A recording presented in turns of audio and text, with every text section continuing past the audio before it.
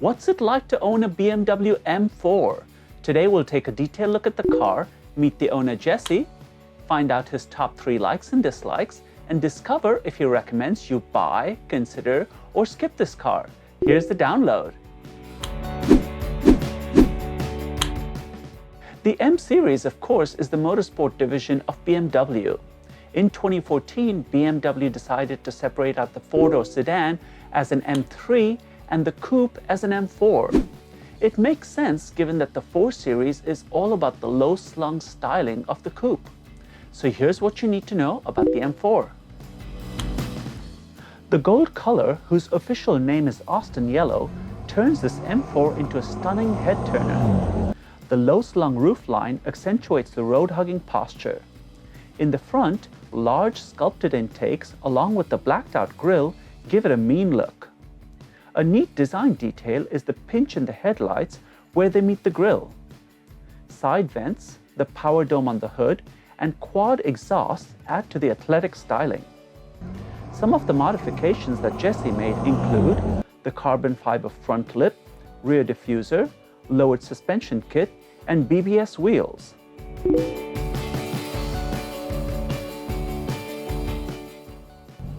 With an M Series, it's all about the performance.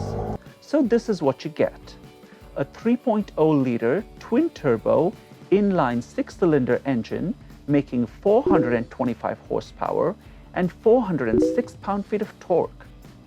0 to 60 is in a quick 3.9 seconds. Maximum torque is available at the low end from 1850 RPM all the way to 5500 RPM. If you have an M4, be smart like Jesse and get a hardwired radar detector. Helping keep the weight down is a roof made from carbon fiber reinforced plastic. For a performance car though, the engine note is a little disappointing.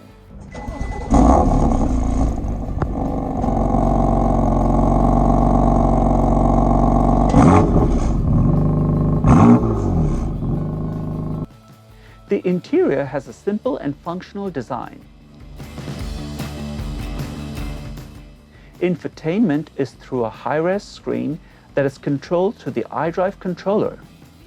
Nice touches include carbon fiber accents, alloy pedals, and a fluid design line that starts at the top of the dash and wraps its way down. The instrument cluster is analog, and the 3-spoke steering wheel has generously sized paddles. Bucket seats are finished in leather with M badging.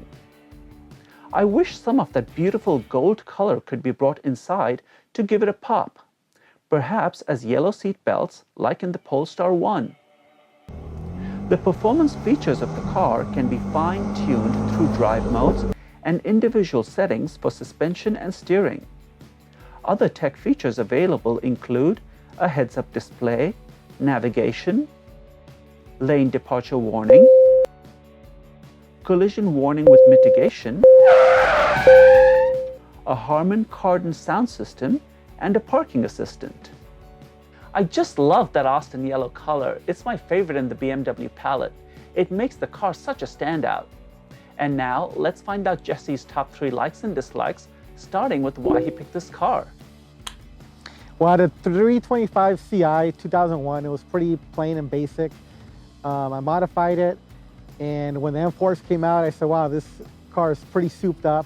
I started doing some research online, found the exact one I wanted in Valencia. They had 3, 2 of the Austin Yellows and 1 black one. I said one of those Austin Yellows is mine, and proceeded with the ordering it online, and never got to really test drive it until I got to the dealership that day. The styling of the vehicle, the curves, the way it sits, it's just a beautiful car. The cost, so it's pretty high in cost, but I've kind of learned to live with it, so that would be a dislike. The second like is going to be the performance. It's super beast, about 425 horsepower, 416 pound of torque, handles great. It's a fun car to drive. Car sits very low, so it's hard to get in and out of. you start feeling it on your legs after getting in and out a few times during the day. The third like is it gets a lot of attention. So it was a good purchase. A lot of people love the color, like the way it sits, the wheels I got for it. So that's going to be the third like. Third dislike, it's really stiff. It's great at handling, but you feel a lot of bumps. So driving through the city, like downtown LA or downtown San Francisco, it can get a little uncomfortable. And here are a few highlights from the rest of our chat.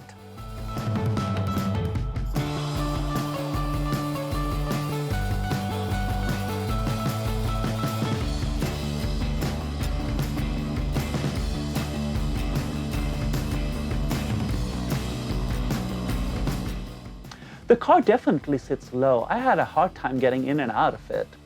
And now let's find out if Jesse recommends you buy, consider, or skip this car. I would say absolutely buy. If you don't mind the price and you're into performance, it's money well spent.